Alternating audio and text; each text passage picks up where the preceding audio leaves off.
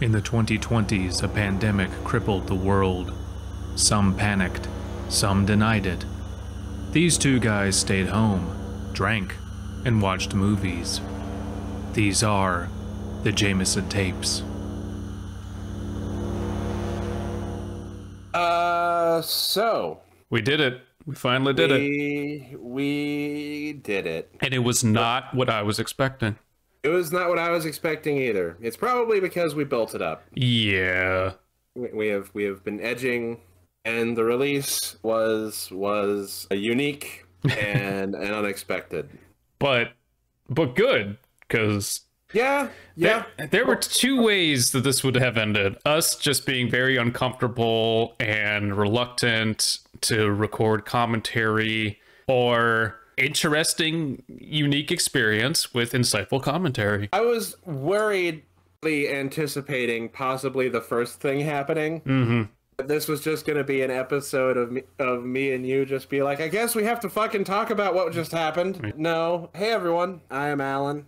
And I'm Abysmii. And welcome to, it has been 1 year as of this episode's release of the Jaymeson Tapes. 1 year, and I hope for many more. Indeed. To celebrate 1 year of the Jaymeson Tapes, we watched the movie I had not seen but named this show after. Mm-hmm. We watched the Poughkeepsie Tapes. Oh. I have a whirlwind of emotions about the film we just watched. Same.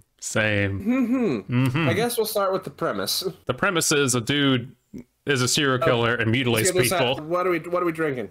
Oh, yeah. So because we started earlier than usual, I was like, I'm going to do some weird spin on an Irish coffee. And I got my coffee. I got some Japanese whiskey, which I've been dying to try, and I finally have, and it's amazing. And I got Bailey's, and I just thrown them three ingredients together, and I've had like 4 of them. So I'm feeling all sorts of uppers and downers right now, and it's great. I have a Boulevard wheat beer. If you've heard me talk about it before, it is the local brand in Kansas. And I've made an Irish Maid cocktail. Nice. Which is rocketing up my list of cocktails. For those not aware, an Irish Maid is Irish whiskey. I went with Jaymeson because I figured that was appropriate. Elderflower liqueur, lemon juice, simple syrup, and I muddled it in the shaker with some cucumber. Oh, everything about that sounds amazing. It is. We're at the beginning of fall, essentially, but this is my summer drink now, I think. It is refreshing. It is cold. It is wonderful. So, the movie. The movie. We're not going to talk about this in a play-by-play fashion. We're going to talk about this abstractly, simply because the plot is, I'm not going to say it's wafer thin, but there's not a lot to it. The construction is there's a serial killer and people are trying to discover his MO. That's it. And it's in documentary format, mockumentary. Well, so we kind of decided, like, this is a mockumentary. Wikipedia says it's a pseudo-documentary. Like, I think we're interpreting it as a mockumentary. And, oh my God, there's so much to talk about. Okay, so backing up, I have seen this film prior. Sade has seen this film prior. Alan, you have not until now seen this movie prior. I saw it alone, by myself, in the dark. And I was like, okay, well, I never need to watch that shit again. Holy fuck. That was very deeply disturbing. I haven't seen something that legitimately unsettling since The Good Part of Sinister. And then we decided, you know what, eventually we're going to watch the Poughkeepsie Tapes, because I wanted someone to talk to about it. Upon this rewatch, that all changed. It's a very different experience when you're watching it with friends at the crack of noon. Yeah. Yeah, context is everything, people. Man, don't know where to start. I do. I'm just going to ask you questions for the most part. Cool. Did you find any parts of this film legitimately distributing? Yes. Okay. Elaborate. I was expecting it to be a little more. There is, kind of genuine moments of, like, our killer, like, creepily talking to children. Yeah. There's moments like, for the most part, the basement stuff. Yeah. Yeah. Again, sometimes some of it feels a little community theater, which was my running observation about the film. If you're making a movie like this, cast whoever you got to cast. You're not, obviously, it's not something you want to cast names in. And good on them. I don't know if casting names was ever an option for them during the production, but it is to the film's benefit that it does not do this, because if you're filming your fake documentary that you want to feel real and suddenly like, yeah, it's Mel Gibson. Yeah. We should note that this film is an MGM release that never, other than inside the Tribeca Film Festival, this never got a theater release. It was supposed to, it got pulled. It existed for a brief amount of time as a VOD for streaming back in 2007, and then fucking disappeared for a while until it was released again in 2017, 10 years later, on DVD and Blu-ray by Scream Factory. For a while, this was like a very cult release of like, you haven't seen the Poughkeepsie Tapes because you weren't awake for that 1 week in 2007. And it has a cult following, and it does achieve a type of like infamy or notoriety that a lot of found footage can't these days, but not necessarily because of its content, but more of just of its scarcity. And that is notable, I just want to say. I will say that lended the movie an aura. Yeah. And I almost if they did that on purpose, it's brilliant. Oh yeah. If you can somehow manufacture that aura around your film, I think this film benefited from that. Because we have for a year in hushed tones been like, we gotta watch the Poughkeepsie Tapes. You're not wrong. And I've talked to other people about watching the Poughkeepsie Tapes, and they've been like, oh, you're gonna watch the Poughkeepsie Tapes. Oh my god. That being said, aside from, you know, the genuinely disturbing moments, this movie's really fucking funny. It's, oh my god, like, if you had told me even a month ago you're gonna be laughing your ass off at moments of the Poughkeepsie Tapes, I would have been genuinely insulted because of how freaked out this film made me 2 or 3 years ago. But lo and behold, boy, that scene freaked me the fuck out when I first saw it. But I also saw it alone in a dark room at the height of the pandemic.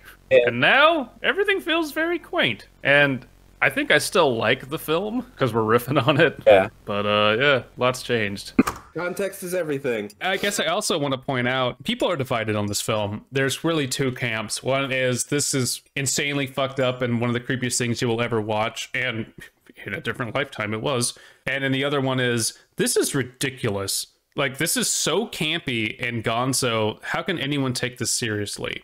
And you know what? I'm in the middle. Well, I think that the Galaxy Brain take on this is, yes, it's campy, but that's the point. And it's kind of genius. And that's where I'm sitting right now. Yeah, I think both takes are valid. I think if you combine both takes, you get the proper interpretation of this film. Yeah. I think I solved it. I think I cracked the case. Unlike any cop in this fucking film, you have to look at this as a parody. Yeah. And then it works perfectly. All the problems go away. Oh my god.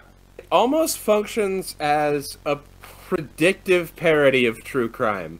Now that I've had a few drinks and I'm on my second rewatch and I've had an epiphany, this is really funny. It's great. Which it wasn't as prevalent at the time, but we think this movie exists as pretty good mockumentary / parody of the true crime genre. Yeah, and we're recording this when people are abuzz about the Netflix Dahmer special, which, I mean, okay, we should talk about true crime a bit.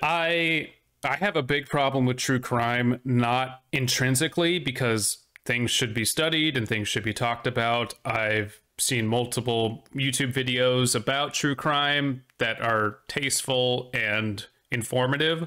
Yeah, there's a few YouTube channels I follow, and they're always tasteful, always respectful to the victims and stuff like that. Yeah, what I loathe are $50 million Netflix specials about a serial killer and glossy, highly produced scenes of what they did. I think it's just ugly and tasteless and exploitative, and it's just been dredged up year after year after year, and I hate that, and I'm sick of seeing it. I can't stop it. My opinion doesn't matter here, but, like, fuck. I prefer horror movies and other media that takes it as inspiration and explores it, but distance itself from the actual people. Yeah, the reality that, you know, these things happened. I don't think we shouldn't talk about these things. I think you shouldn't exploit these things. But for sure, this Poughkeepsie Tapes, good lord, does it feel just like a tearing down of the obsession that people have with true crime. I'm going to take it back. This is also very coincidental, but Halloween Ends just released yesterday in theaters.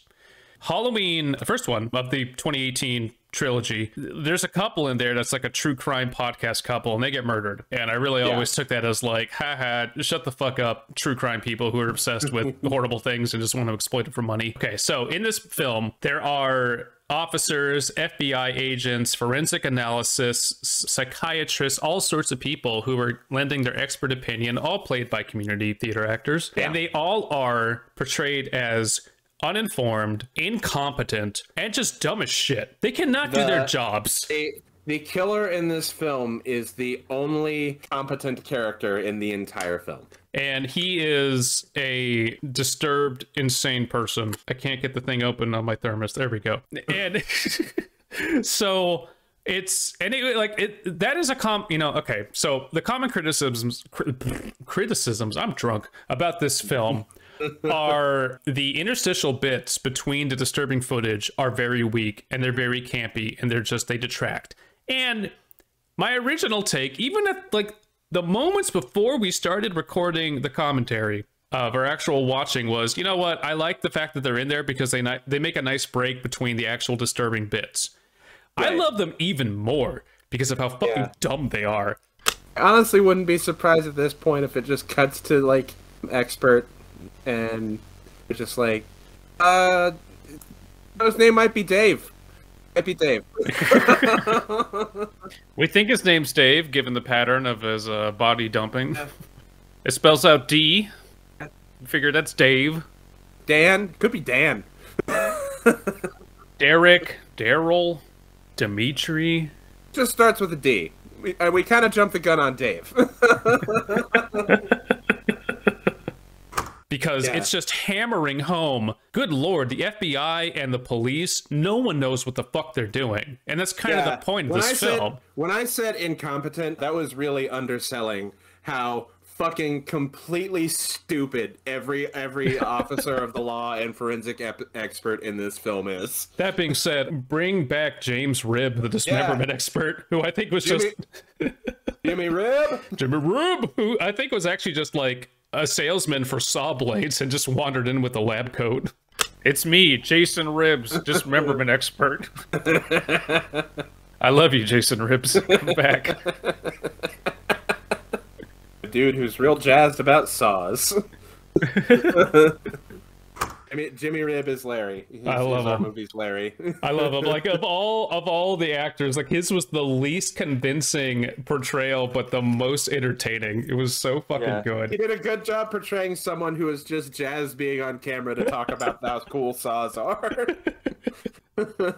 I love them. But yeah, so basically the B plot to this movie, like the A plot is horrible torture and mutilation. The B plot is what happens when you have a serial killer who knows all the tricks of the trade and knows to hide his MO and knows how to mislead authorities, and you can't ever catch them. That's the conceit, right? Like, that's what if the killer could not be caught? What if there's no telling his MO? What if there's no, just you can't figure them out, you can't stop them? That's the horror. Like, and it could be in any small town anywhere. And I'm sorry, Poughkeepsie, as a town, you got this real bad fucking stigma now. But that's the conceit, which is fine. Like, whatever. Yeah. But so to achieve this, everyone who's a quote-unquote expert just looks like a fucking dumbass.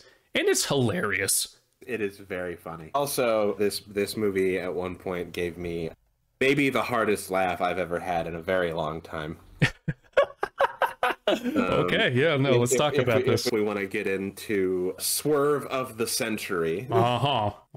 So our killer succeeds in framing a police officer for several murders. Mm-hmm. And he does this by like killing prostitutes while dressed as a police officer.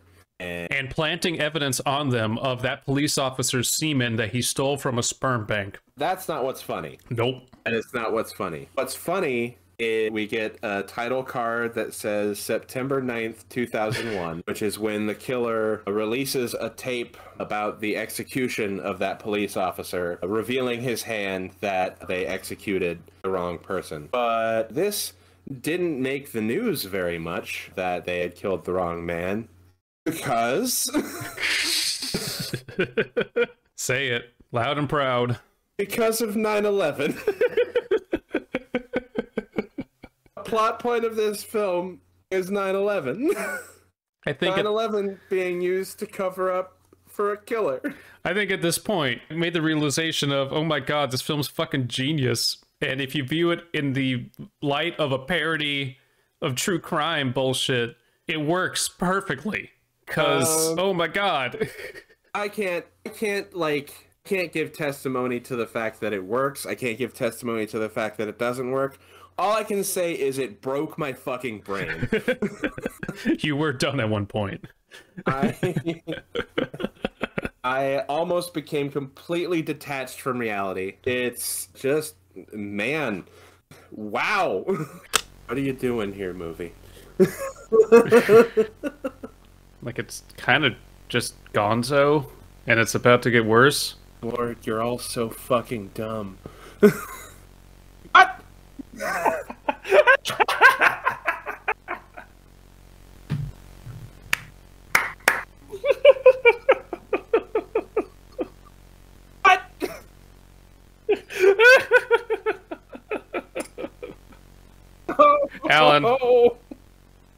Alan, I have a confession to make.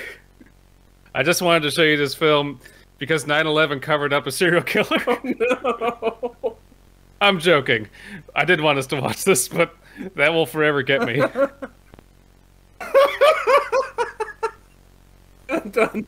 I cannot tell you the amount of emotions and thoughts I've gone through on this second watch through, but right now I'm at, god damn, this movie just has balls and doesn't give a shit. I'm done. I'm the Joker now.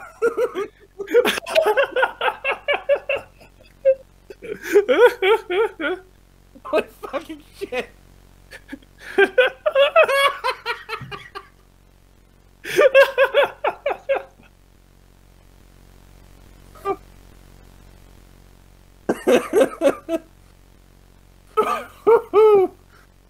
Okay.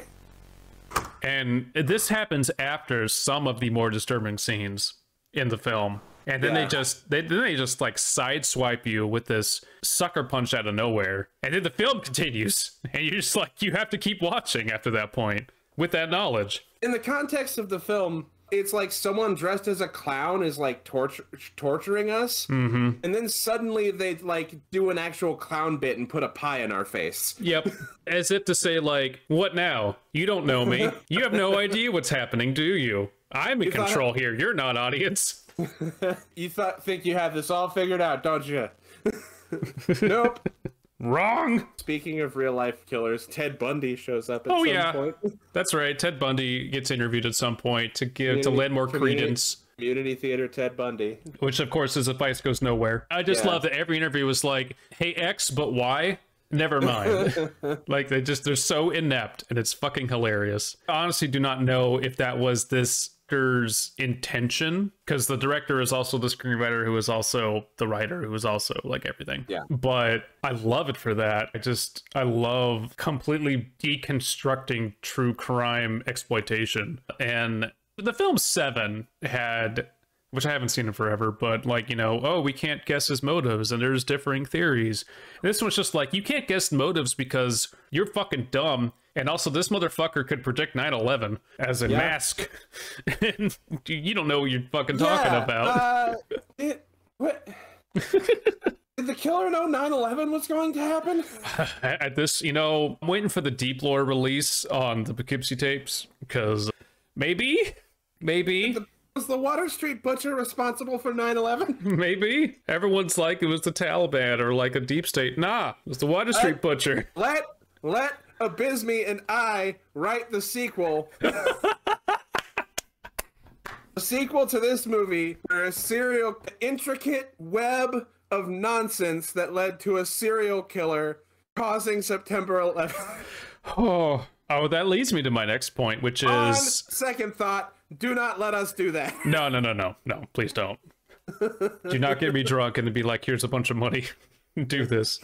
Here's a bunch of money. Make our 9/11 movie. A common refrain I had during this was, you know what? If you're going to hire a bunch of community theater actors, what if this was just a play? Because I think it would be so much more intimate and gritty and real that it would have done a lot better as a play and not as a screenplay. And I would go watch that, and I probably would be... my being disturbed would have been renewed, because there are like legitimately disturbing parts of this. For me, it still remains to be our completely tortured, abused, manipulated Stockholm syndrome victim being interviewed at the end, cannot speak for herself, is completely mentally broken, scratches her head with her stub arms because her hands have been removed. Fucked up shit is still there. That running theme throughout the film could just be so well done in a more intimate, like, playhouse setting. Oh, if I wanted to restructure this film to make it a little more serious, which I wouldn't want to do, I think what I think would make for a more interesting narrative, I think the movie would start with the discovery that this girl is alive, and instead of all the interviews with all the police officers being the interstitial, I think all of the interstitials, with maybe some asides to some of the police officers, would be samples from the interview with her after everything had already happened. A lot of people have said similar things, not quite that, but a lot of people have said this movie's strength is Cheryl Dempsey's arc of being broken down mentally, of being transformed into this killer's like literal doll plaything. I respect that take. I also respectfully disagree, because I don't think you can really touch this film for what it is. I've watched it twice and I've had completely different takes on it. And I think if you did turn it into the Cheryl Dempsey story, it would lose a lot of its quirkiness and its gonzo shock factor bullshit that really makes it what it is. And I'm just afraid that would turn it into yet another early aughts horror film. And my pitch also does lose the movie one of its swerves, but it's kind of a subtle swerve. At the beginning, we see a killer taking Cheryl Dempsey from her grave. Yes. And we kind of assume that he just killed her and is now taking her from the grave, but nope. Hey, spoilers, everybody. The ending twist is that she missed her master and killed herself. Yeah, she was that broken. Hidden in this film is a very, very dark story that's really fucked up. Oh, it's absolutely fucked up. In fact, we didn't get it on recording, but you started this out with, oh, hang on a second. Hey, loving family, don't look at my screen for the next 86 minutes. Yeah, no, that's not a joke. No. My folks are back in town, and we had this set up to do today, and I was like, oh, crap. Hey, everyone. If you happen to walk into this room and something really, really fucked up is going on my computer monitor, it's for work. It's for artistic. This is art. Don't judge me. There's a scene where a man sews a decapitated head inside of a woman's stomach. That is a thing that happens. Which I swear there was more footage of that, and I have to wonder if the Prime version cut it, or I could just be drunk. I don't know. I think maybe it's, a different experience watching it alone than watching it with other people. Oh my god, you probably filled in a lot of the gaps yourself. Oh, totally. I saw this originally. I was alone. It was the height of the pandemic. The 2020 really, really bad California fires were happening. It was late at night. I was like, prime candidate for this fucking movie as far as being scared.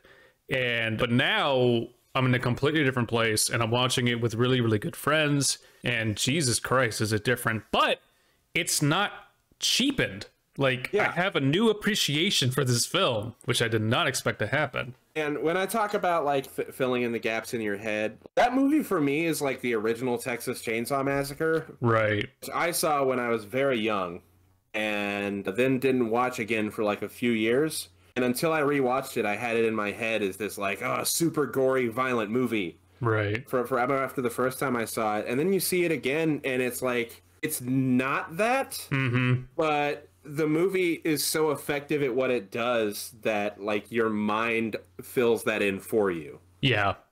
And props to this film for doing that. I saw a take that I was very opposed to, but upon like rewatch and just more consideration, I respect it, of someone saying she came from a background of forensic analysis and said, all of this is wrong. All of this is so unbelievable that I can't take it seriously. And that is a take I would have if we were like doing a courtroom drama, because I work in law. And I can't knock that. And yes, there's glaring flaws in this film. But absolutely, at this point in time, I'm like, intentionally, unintentionally, they fucking work. They work as far as like true crime is exploitative and stupid to a certain degree. And let's just go ham with it. And this movie absolutely goes ham. Oh yeah, it definitely goes there. The more I think about it, the more I'm just mystified of the choices, and I appreciate them more.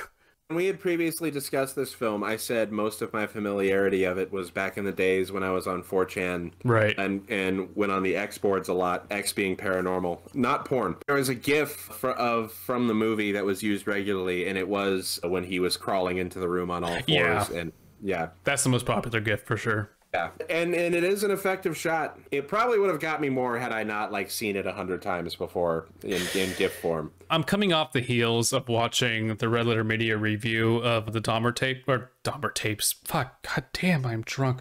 There's nothing called the Dahmer tapes. Do not look up the Dahmer tapes. That's not a thing. So, also, like, don't watch Dahmer. Probably. No, I haven't watched it, but no. Like, fuck that. Don't need to. You know the story of Dahmer. Like, dude, I fucking swear. I'm sorry. I'm really angry about this. Like, 3 years ago, there was some other Netflix series about Dahmer, and then they remade it again into a drama.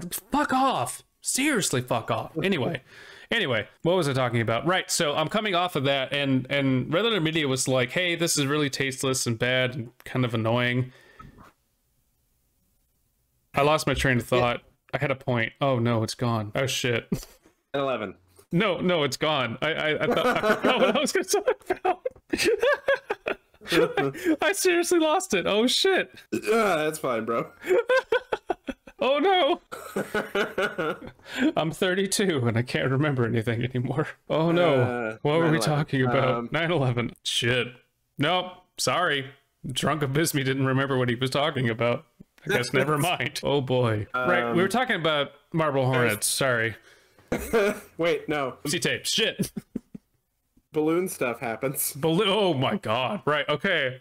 There's also the weird, like, fetish angle of this that's also there, and it just, again, serves to just support the gonzo aspect of this film. Of also, he was a sex pervert, which like you kind of already assumed, but then they just go and show it. And I love that one of the experts is like, the guy who just watched all the tapes is like, yeah, there's a bunch of balloon stuff. I don't know what to make of that. I think that's the same guy who said he brought some of the tapes home to study at work, and like, why other than to have that line of like, my wife accidentally watched half an hour and wouldn't touch me for a year. Bit of advice from the film for any of you forensic analysts out there: don't bring your serial killer tapes home. Okay, I have another question for you.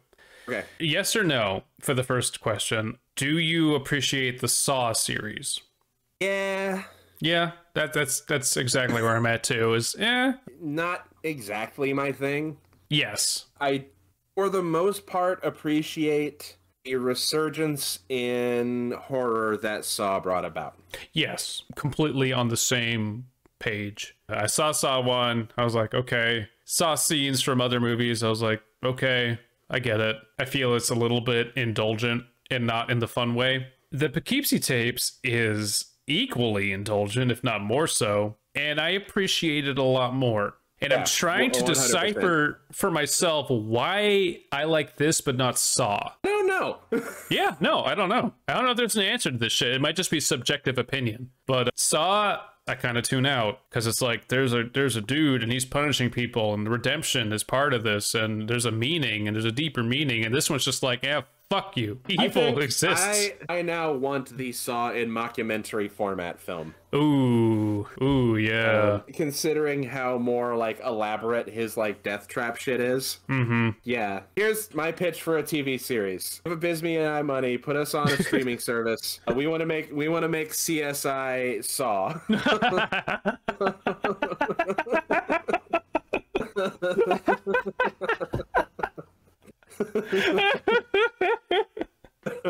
Everything in Saw handled as like a police procedural.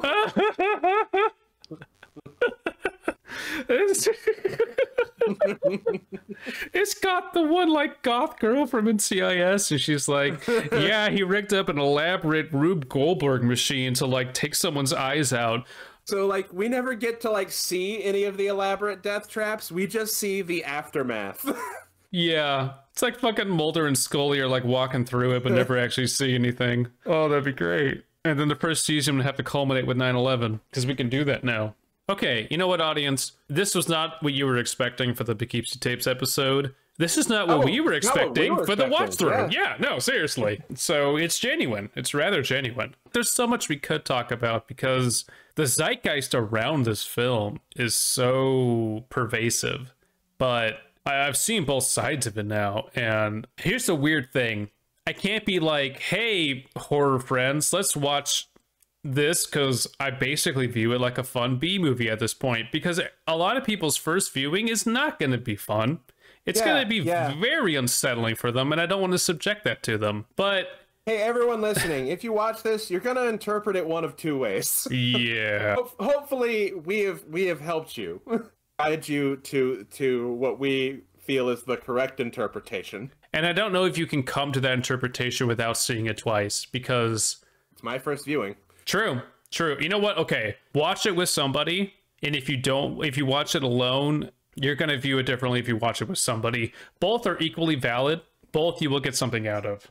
Because when I first watched this, I was horrified. I was very deeply, deeply disturbed. And I can say this about the Poughkeepsie Tapes: very few movies can achieve that for me these days. I'm very desensitized. I still love horror movies. I watch a lot of them, but few actually really get to my core of, oh my God, that's fucked up. So if you want to watch it for that, watch it alone. If you want to have a good time, watch it with somebody. Both are very, very fun experiences. I would like to make an observation. Sure. About the arc of our show currently. Oh, yes, please do. We are on a streak of bangers. Oh my God, right? So after The Void, there was Maniac 2013. Uh-huh. It's fucking ruled. Oh, yeah. After that... Oh, Marble Hornets, right? There is something else... Yeah, after that, Marble Hornets. Yeah. Love me some Marble Hornets. Mm-hmm. We just watched Girl on the Third Floor, and great. Fantastic. Yep. And now we have Poughkeepsie Tapes, and again, in an unexpected way, total banger.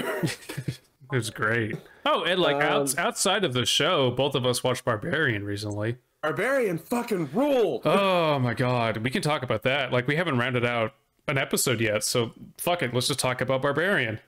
Yeah, it's streaming by the time this comes out now. Go watch it. Watch it. Everyone watch it right now. Oh, you know what? Also, like, very important. Barbarian came out, and I kept seeing reports about this. Not Barbarian's fault, just like the environment it was in. Like, that was a historic low in box office viewings. And it was leading, but it was still like in a low strata, which like pissed me the fuck off, because it was like, this movie's amazing.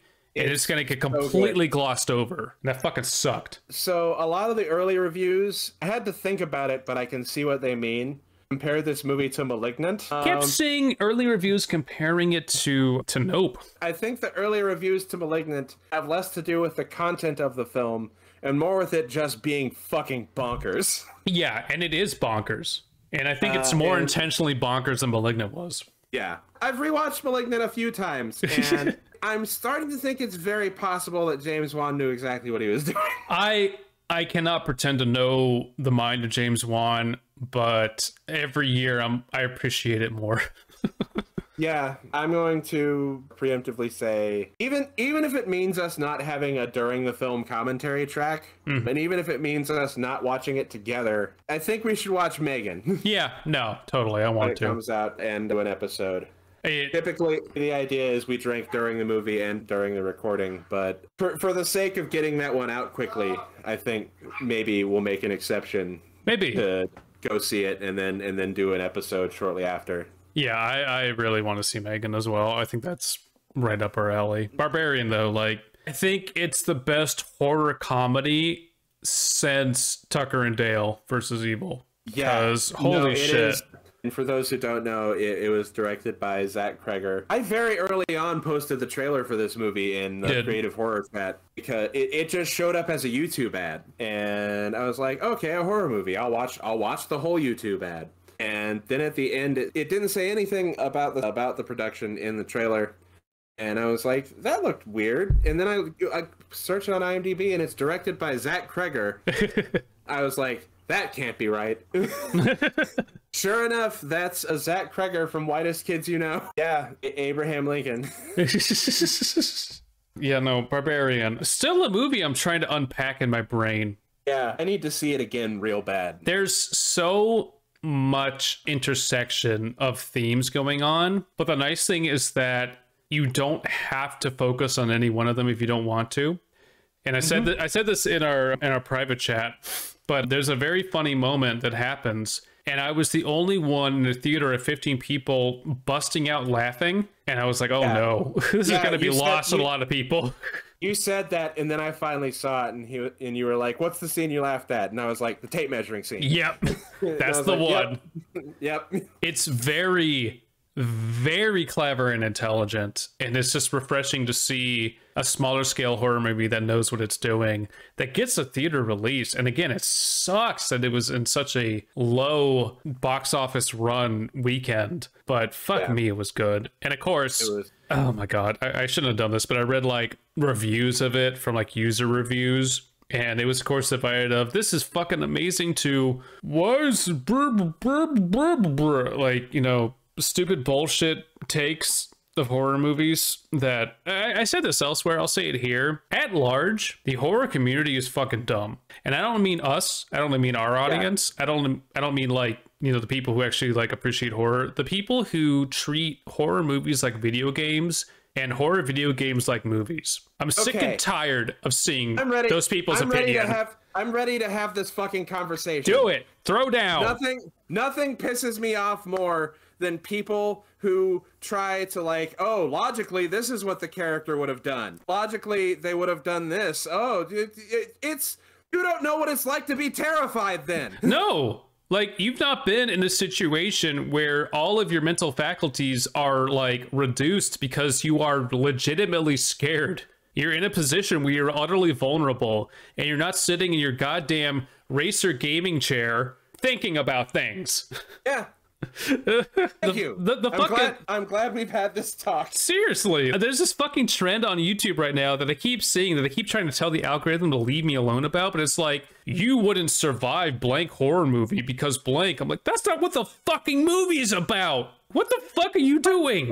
What fucking movie do you want to watch? A movie full of protagonists who know what the fuck they're doing and just win? Okay, the killer's coming after us, and I am a well-trained Marine sniper or some shit. I don't want to watch that movie. Which is funny because, like, Predator, the original, was a bunch of fucking bulky-ass Marines who literally can't do anything because they are outclassed by technology. And that's the end of the conversation. If you ever want to apply video game logic to a movie, hey, Predator, you don't know. You've lost it. That's what's scary. Step outside yourself for 2 fucking seconds.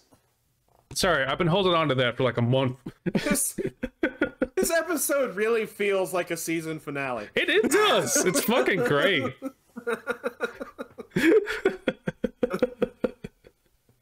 Oh, I love that, like, the Poughkeepsie Tapes was so teased, and we talked about it for like maybe 40 minutes, and the rest of it was like, fuck it, talk about something else. So let's just get this out of the way real quick. 100% by far gold star #1 with a bullet spider room moment is September 11th. As if there was any doubt. Yep. Yeah, and a runner-up would be, I forget his first name, but Jason Ribs, saw blade expert. That was also my favorite part. I love him. So, we've either already played or will play my reaction to September 11th, but it was incredulity at first. Yes, it was great. And then it just it broke me. I'm done. I'm the Joker now. Holy fucking shit.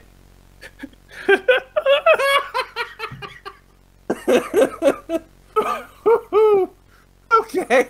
And I prefaced it too. I was like, oh, it's gonna get worse, by the way. Because I knew it was coming, and I still laughed my ass off. So 9/11 and Mr. Ribs. Oh boy, Mr. Ribs. Now we gotta come up with a drink. Yeah, fuck. I've been dreading this moment. I've been dreading this moment more than anything. How the fuck do you make a drink for the Poughkeepsie Tapes? Okay. What's good but like bitter? Yes. God damn it. We can't do an old fashioned or a sour because we've done those to death. Okay. I hope you're ready for the path I'm about to take us on. Do it. This is an enormous leap in logic. So, September 11th. Yes. Yes. This most recent celebration, very poor choice in words I just used. This most recent remembrance of September 11th was accompanied by something that went viral. A country club in Virginia had to release an apology. Oh no. For a brunch food menu they released that was entirely September 11th themed.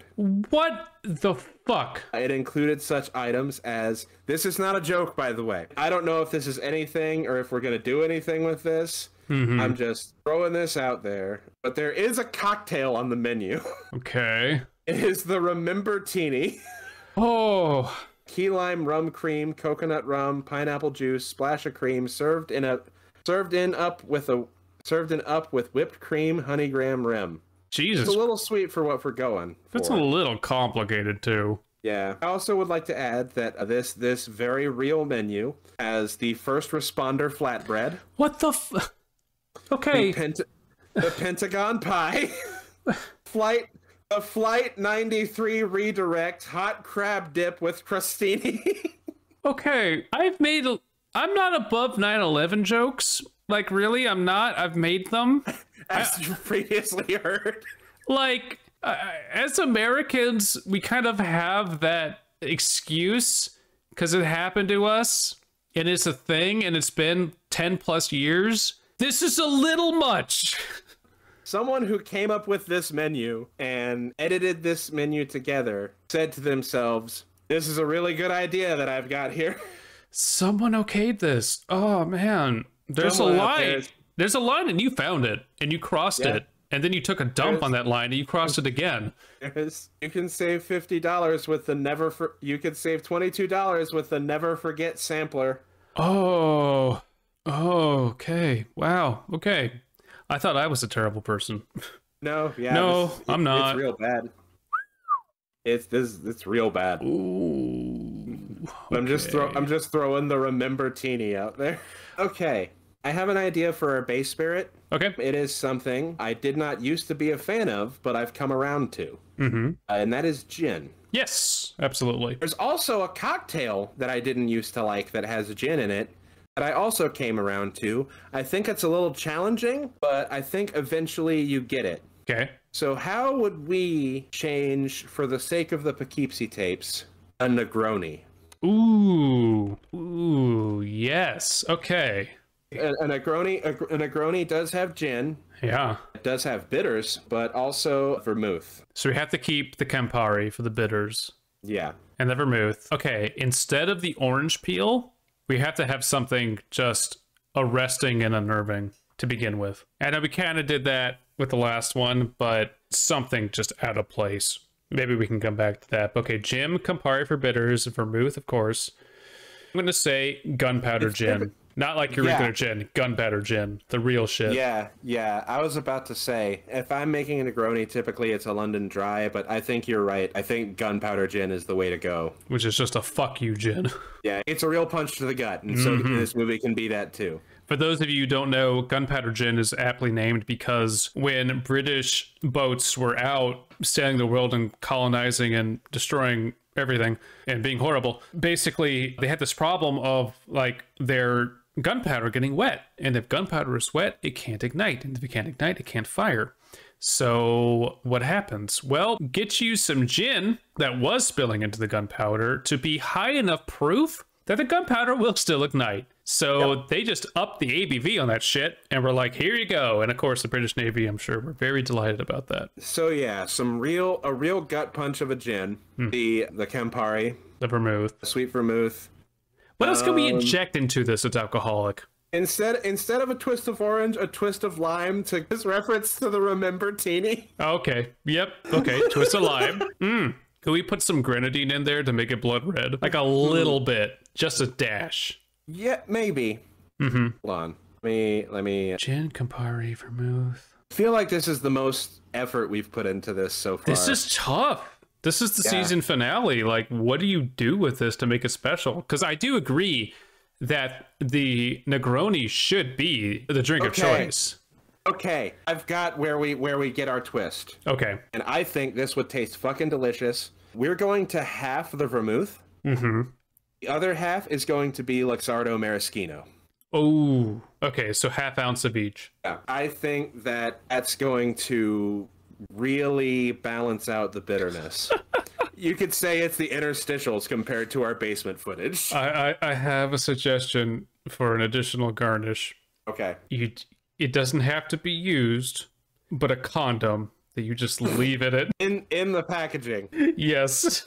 You don't want to get lube in your Negroni. No, you just drop a condom package into it. Just because that's this fucking film. It's a wonderful thing dressed up with the horrible, disturbing bullshit. Just serve it to someone, look them in the eyes, and then leave. And they won't know what happened to them. Okay, I think we've got it. My God, what have we created?